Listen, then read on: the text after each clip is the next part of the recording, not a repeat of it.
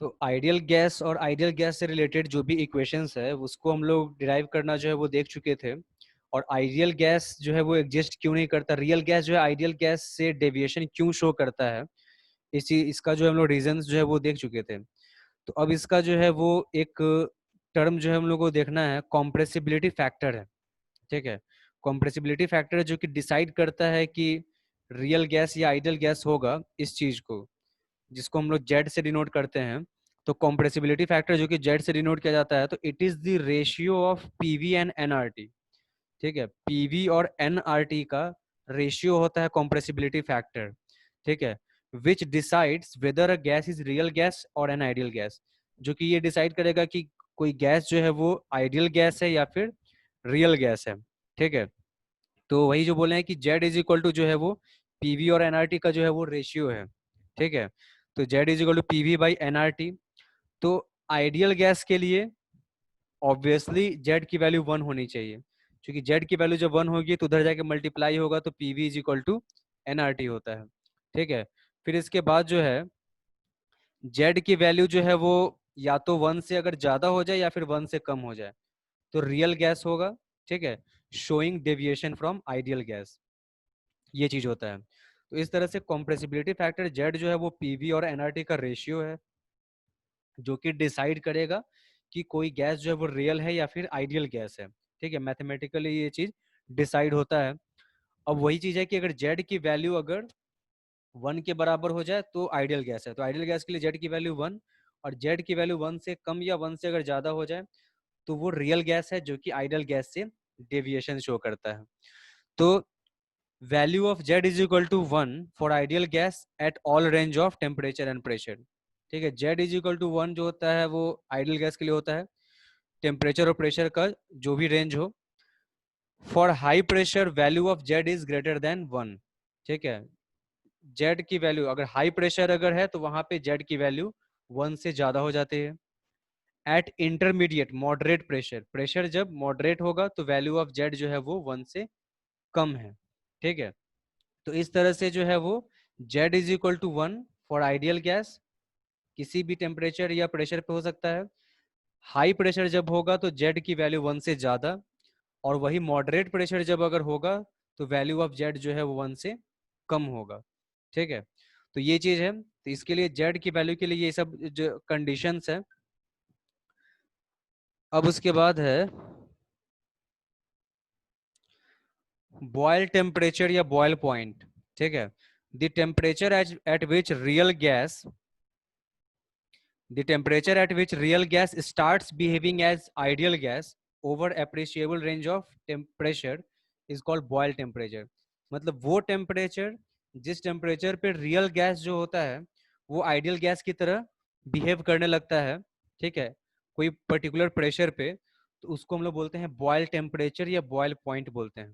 ठीक है, यानी इस टेम्परेचर पे जो होगा रियल गैस आइडियल गैस की तरह बिहेव करने लगेगा, कर सकता है। ठीक है, तो वो होता है। तो इसी तरह से अब इसके बाद what is the condition of volume of gas to behave as ideal gas, मतलब गैस का वॉल्यूम कैसा होना चाहिए आइडियल गैस की तरह बिहेव करने के लिए।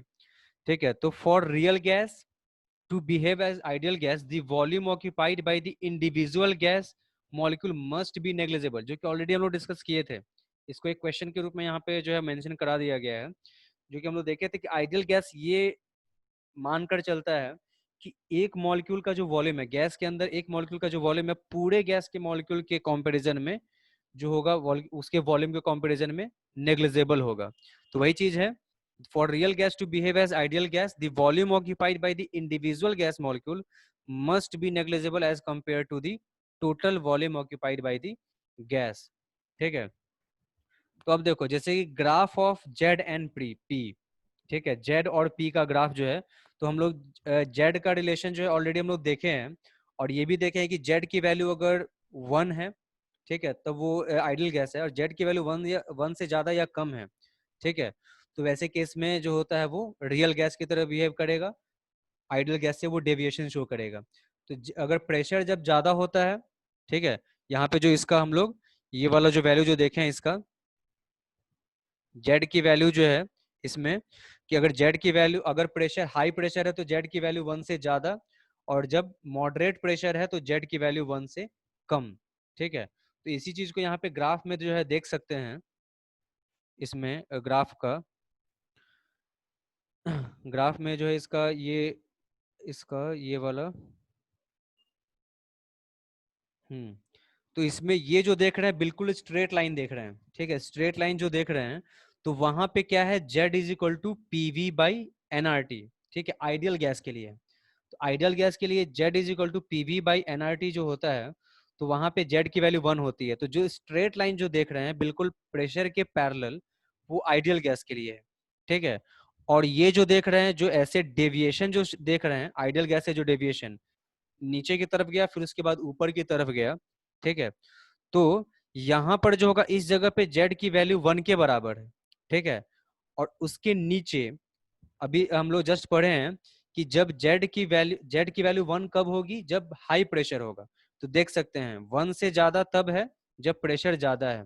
ठीक है, और जब 1 से नीचे है तो उस टाइम में प्रेशर जो है वो मॉडरेट है, कम है। ठीक है, ज्यादा ना बहुत कम है ना बहुत ज्यादा है।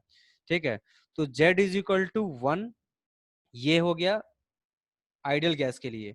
और ये जो तीन जो लाइन जो देख रहे हैं, जो कि आइडियल, जो उस लाइन से डेविएशन शो किए हुए हैं, वो रियल गैस के लिए है। ठीक है, तो जब प्रेशर की वैल्यू मॉडरेट है तब आइडियल गैस वाले ग्राफ के नीचे है, यानी जेड की वैल्यू 1 से कम है। ठीक है, तो जेड की वैल्यू वहां पे इस केस में जहां पे यहाँ पे कर्सर जहां पे आ रहा है, तो यहाँ पे जेड की वैल्यू 1 से कम है, और इसके ऊपर वाले में जब जाएंगे तो जेड की वैल्यू 1 से ज्यादा, तो वहां पे प्रेशर बढ़ने लगेगा। ठीक है, तो ये ग्राफ जो है जेड और पी के बीच का ग्राफ है। ठीक है, जहाँ पे जो प्रेशर के बिल्कुल पैरेलल वाला ग्राफ है वो आइडियल गैस के लिए है, और वो जो देख रहे हैं उसके अलावा वो सब रियल गैस के लिए है। ठीक है, तो अब इसके बाद तो बॉयल टेम्परेचर हम लोग पढ़े हैं कि बॉयल टेम्परेचर वो टेम्परेचर है जहां पर जाने के बाद जो है वो, वहां पे पहुंचने का, उस टेम्परेचर पे पहुंचने के बाद रियल गैस आइडियल गैस की तरह बिहेव करने लगता है। तो इसमें बोल रहा है कि अबव बॉयल टेम्परेचर के ऊपर value of Z is greater than 1। Boyle temperature के ऊपर जो है जेड की वैल्यू 1 से ज्यादा हो जाती है, and gas will show deviation from ideal gas. और गैस जो है, तो जैसे ही जेड की वैल्यू 1 से ज्यादा हुई तो गैस जो है आइडियल गैस से, रियल गैस जो होगा आइडियल गैस से डेविएशन शो करने लगेगा। तो बॉयल टेम्परेचर के जब ऊपर जाएगा, ठीक है, तब प्रेशर, ये जेड की वैल्यू 1 से ज्यादा हो जाती है। और ये चीज है भी, अभी हम लोग जस्ट पढ़े हैं कि जब प्रेशर हाई होता है, जब प्रेशर हाई होता है तो जेड की वैल्यू 1 से ज्यादा होती है। तो टेम्परेचर भी जब ज्यादा होगा, तो टेम्परेचर ज्यादा होगा तो काइनेटिक एनर्जी पार्टिकल्स की ज्यादा होगी। तो काइनेटिक एनर्जी जब ज्यादा होगी तो वैसे केस में पार्टिकल्स ज्यादा मूव करेगा, ज्यादा तेजी से मूव करेगा और कंटेनर के वॉल पे हिट करेगा, तो प्रेशर भी ज्यादा होगा। ठीक है, तो इसीलिए बॉयल टेम्परेचर के ऊपर जाने के बाद प्रेशर भी बढ़ेगा, हाई प्रेशर हो जाएगा, तो जेड की वैल्यू 1 से ज्यादा। ठीक है, below this temperature, Boyle temperature से अगर कम है तो जेड की वैल्यू 1 से कम। ठीक है, तो below this temperature value of Z is less than 1। ठीक है, initially, and then reaches to minimum value. ठीक है, मिनिमम वैल्यू पे पहुंच जाएगा। ठीक है, in this case gas will show negative deviation from ideal gas. ठीक है, तो इस केस में जो है वो नेगेटिव डेविएशन जो होगा वो शो करेगा आइडियल गैस। तो जेड के अगर जब ऊपर ये जेड की वैल्यू जब 1 से ज्यादा है तो रियल गैस आइडियल गैस से पॉजिटिव डेविएशन शो करेगा, और जब 1 से कम है तो वो नेगेटिव डेविएशन जो है वो शो करेगा। ठीक है, तो इस तरह से इसका ये सब कंडीशन है जो कि हम लोग को देखना था। ठीक है, तो ये ग्राफ जो है जेड और पी के बीच का, इस ग्राफ को समझना है, और जो कंडीशन, जो कॉम्प्रेसिबिलिटी फैक्टर जेड है उसके लिए जो कंडीशन जो बताया गया है वो। ठीक है, और फिर बॉयल टेम्परेचर जो हम लोग देखे हैं, बॉयल टेम्परेचर पे रियल गैस आइडियल गैस की तरह बिहेव करेगा, बॉयल टेम्परेचर के ऊपर जेड की वैल्यू 1 से ज्यादा, positive deviation from ideal gas, और जेड की वैल्यू 1 से अगर नीचे तो वहां पे जो होगा वो नेगेटिव डेविएशन शो करेगा। और ये नेगेटिव डेविएशन जब शो कर रहा है तो वहां पे बॉयल टेम्परेचर से टेम्परेचर कम होता है, प्रेशर भी मॉडरेट होता है। ठीक है, ये बात है इसमें। अब इसके बाद जो है relation between V ideal and VDL, मतलब वॉल्यूम ऑफ आइडियल गैस और वॉल्यूम ऑफ रियल गैस। तो जैसे कि यहाँ पे Z is equal to PV by NRT होता है, तो यहाँ पे लिया गया है वी रियल, मतलब वॉल्यूम ऑफ रियल गैस, तो इसको फर्स्ट मान लें। आइडियल गैस के केस में क्या हो जाता है, PV is equal to NRT हो जाता है, PV is equal to NRT, तो यहाँ पे वी आइडियल यूज किया गया हुआ है। तो अब इसके बाद ये जो एनआरटी की जो वैल्यू है, एनआरटी की जो वैल्यू है वो यहाँ पे डाल देंगे, क्योंकि एनआरटी की वैल्यू चेंज नहीं करेगी, गैस जो लेना है उसका नंबर ऑफ मॉलिक्यूल सेम होगा, नंबर ऑफ मोल सेम होगा उसका, आर तो गैस कांस्टेंट है और टेम्परेचर जो है वो कांस्टेंट रखा जा रहा है, ठीक है। तो टेम्परेचर कांस्टेंट रखा जा रहा है, तो यहाँ पे जो एनआरटी की जो वैल्यू है पीवी आइडियल उसको डाल देंगे फर्स्ट इक्वेशन में, तो क्या आ जाएगा, Z is equal to P V real by P V ideal, ठीक है।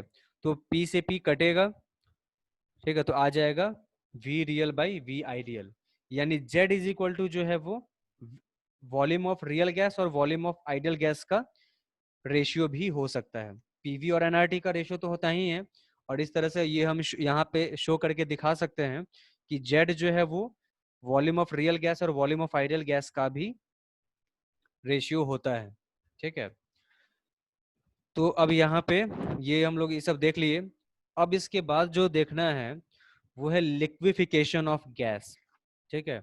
लिक्विफिकेशन ऑफ गैस करने के लिए जो है कंडीशन हम लोग जानते हैं कि अगर हम लोग को गैस लिक्विफाई अगर करना है तो क्या करना होता है, गैस को कोई प्रेशर अप्लाई करेंगे, हाई प्रेशर लगाएंगे, ठीक है, और जो है टेम्परेचर डाउन करेंगे। तो इसी तरह से ये, तो गैस को लिक्विफाई करने के लिए वही कंडीशन होता है कि हम लोगों को प्रेशर जो है वो अप्लाई करना होगा, हाई प्रेशर देना होगा और टेम्परेचर को डाउन करना होगा, ठीक है, क्योंकि गैस में पार्टिकल जो है बहुत दूरी पे होता है, ठीक है, और उसमें intermolecular force of attraction negligible होता है। तो जब हम प्रेशर अप्लाई करेंगे, ठीक है, प्रेशर जब हम लोग अप्लाई करेंगे तो वैसे केस में क्या होगा, गैस का पार्टिकल्स क्लोज आएगा, और टेम्परेचर भी डाउन करेंगे तो काइनेटिक एनर्जी पार्टिकल्स की घटेगी, तब भी वो क्लोज आएगा। तो दोनों ही रीजंस की वजह से जो है पार्टिकल्स क्लोज आ जाएगा, तो गैस जो है वो लिक्विफाई हो जाएगा। तो वही यहाँ पे दिया हुआ है, gases can be liquefied by following veg, by increasing pressure, और दूसरा है बाय डिक्रीजिंग टेम्परेचर, ठीक है। तो एक होता है critical temperature, the temperature at which gas converts into liquid, या gas is converted into liquid, मतलब वो टेम्परेचर जिसपे गैस जो होता है वो लिक्विड में कन्वर्ट हो जाता है, उस पर्टिकुलर टेम्परेचर को बोला जाएगा क्रिटिकल टेम्परेचर। तो एक हम लोग देखें बॉयल टेम्परेचर, जिस टेम्परेचर पे रियल गैस आइडियल गैस की तरह बिहेव करता है, ये है क्रिटिकल टेम्परेचर, जिस टेम्परेचर पे गैस जो है वो लिक्विड स्टेट में कन्वर्ट हो जाता है, ठीक है।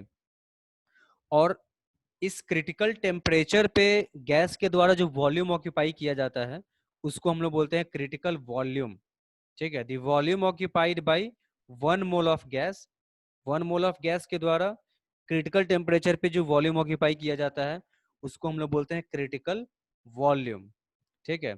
ये चीज होता है इसका। तो अब इसके बाद जो है, ये बात हो गई क्रिटिकल वॉल्यूम की बात। अब इसके बाद जो है पेज नंबर 14 का है। अब फिर इसके बाद आता है क्रिटिकल प्रेशर। तो क्रिटिकल प्रेशर क्या है, तो the pressure exerted by 1 mole of gas at critical temperature, critical temperature पे, मतलब जिस टेम्परेचर पे जो है वो, मतलब गैस जो है लिक्विड स्टेट में चेंज होना स्टार्ट हो जाता है, ठीक है। तो उस टाइम में 1 मोल ऑफ क्रिटिकल टेम्परेचर पे जो गैस के द्वारा जो प्रेशर जो लगाया जाएगा वो होगा क्रिटिकल प्रेशर। तो क्रिटिकल टेम्परेचर वो टेम्परेचर है जहां पे गैस लिक्विड स्टेट में चेंज होना स्टार्ट हो जाता है। क्रिटिकल ये वॉल्यूम क्या है, तो क्रिटिकल टेम्परेचर पे गैस के द्वारा 1 मोल ऑफ गैस के द्वारा जो वॉल्यूम ऑक्यूपाई किया जाता है वो क्रिटिकल वॉल्यूम है। और उसी टेम्परेचर पे, क्रिटिकल टेम्परेचर पे ही 1 मोल ऑफ गैस के द्वारा जो प्रेशर अप्लाई किया जाता है वो होता है क्रिटिकल प्रेशर, ठीक है। तो इससे रिलेटेड जो है ये इसका ग्राफ भी है इसका, ठीक है।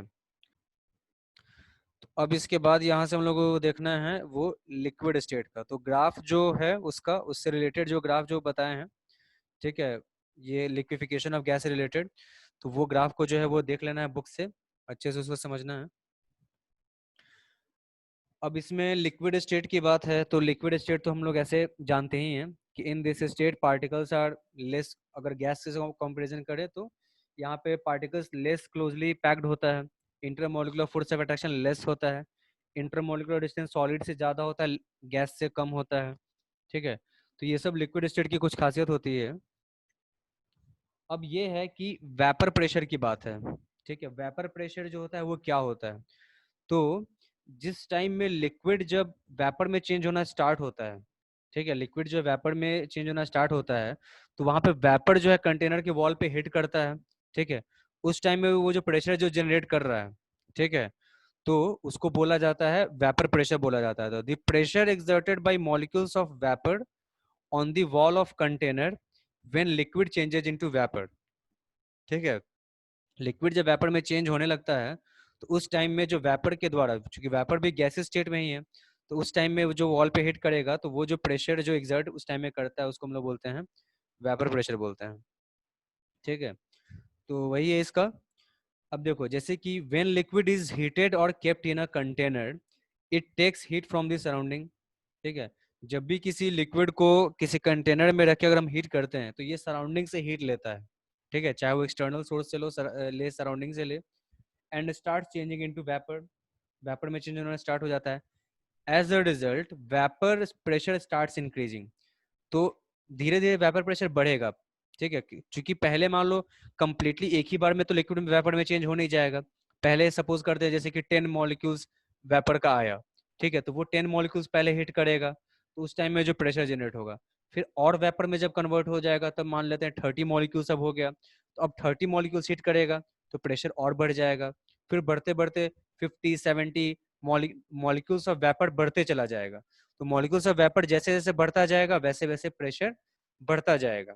ठीक है, तो इसीलिए वही चीज लिख रहा है, as the result vapour pressure starts increasing. Vapour pressure जो है तो जो होता है वो बढ़ने लगता है।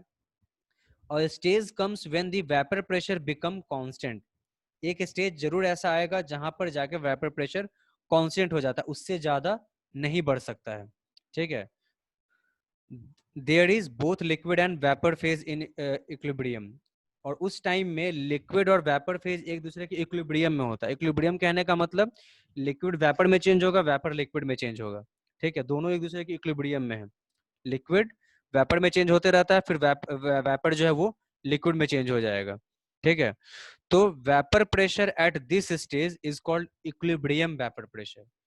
इस स्टेज पे जो वेपर प्रेशर होगा वो इक्विलिब्रियम वेपर प्रेशर होगा। तो वेपर प्रेशर और इक्विलिब्रियम वेपर प्रेशर में डिफरेंस है। वेपर प्रेशर सिंपली लिक्विड जब वेपर में चेंज हो रहा है, तब जो वेपर जो प्रेशर एक्सर्ट करता है वॉल पे, कंटेनर के वॉल पे, वो वेपर प्रेशर है।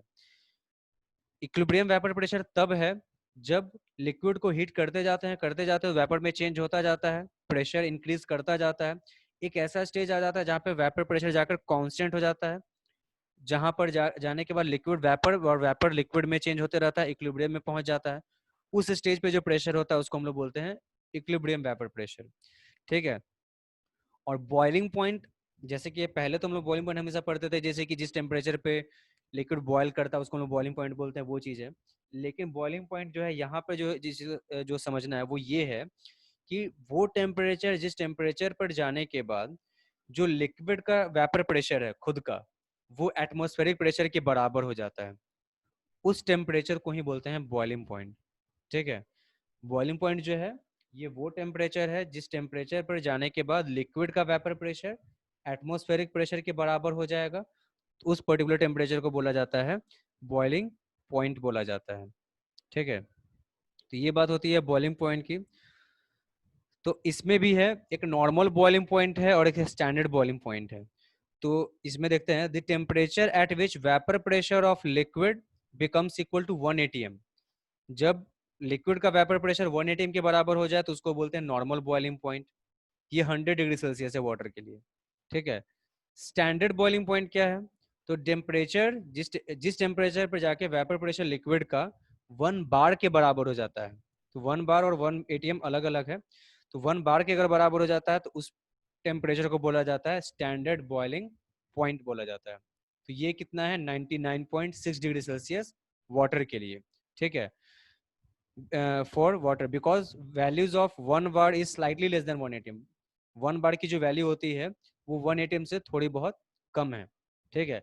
इसीलिए 1 बार तक पहुंचने में वाटर को 1 बार तक पहुंचने में, उसके वेपर प्रेशर को 1 बार के बराबर पहुंचने में कम टाइम लगेगा, ठीक है। इसलिए टेम्परेचर थोड़ा सा कम है, और 1 एटीएम तक पहुंचने में उससे थोड़ा सा ज्यादा टाइम लगेगा, ठीक है। तो वो प्रेशर जहां पर वो टेम्परेचर जिस टेम्परेचर पे लिक्विड का वेपर प्रेशर एटमॉस्फेरिक प्रेशर के बराबर हो जाता है उसको हम लोग बोलते हैं बॉइलिंग पॉइंट। और वो वेपर प्रेशर जब 1 एटीएम के बराबर हो जाए तो नॉर्मल बॉइलिंग पॉइंट, और जब 1 बार के बराबर हो जाए तो स्टैंडर्ड बॉइलिंग पॉइंट, ठीक है। तो standard boiling point normal boiling point से थोड़ा सा कम होता है, क्योंकि 1 बार की वैल्यू 1 एटीएम से थोड़ी कम है, ठीक है। तो ये सब बात है। इससे रिलेटेड और भी कुछ चीजें हैं जो कि हम लोग देखेंगे इसका नेक्स्ट क्लास में।